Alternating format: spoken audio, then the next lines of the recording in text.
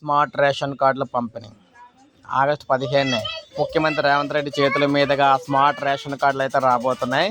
So smart ration కార్డులు ప్రజలందరికీ ఈ నెల 15 రేవంత్ రెడ్డి గారు అయితే పంపిణీ చేయబోతున్నారు. దీంట్లో భాగంగా హైదరాబాద్ సచివాలయం నుంచి రాష్ట్ర ప్రభుత్వ ప్రధాన కార్యదర్శి గారు అయితే దీన్ని వీడియో కాన్ఫరెన్స్ ద్వారా నిర్వహించారన్నమాట.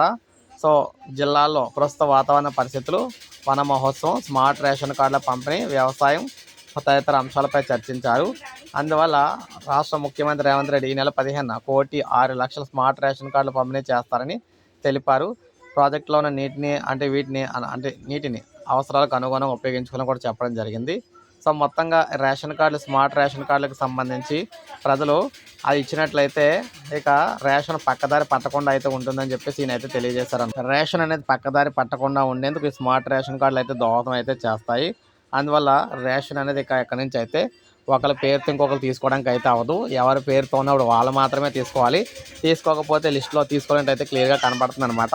అందువల్ల ప్రభుత్వానికి అయితే ఇంకా ఎక్కడా కూడా పక్కదారి పట్టకుండా ఉంటుంది. కాబట్టి ఈ స్మార్ట్ రేషన్ కార్డులు అయితే అందరికి ఇవ్వాలని చెప్పి నిర్ణయించారు. ఇవన్నీ అందరికీ కూడా రెడీ అయితే అయిపోయి అవి అయితే పంపిణీ చేయడానికి సిద్ధంగా అయితే ఉన్నాయన్నమాట.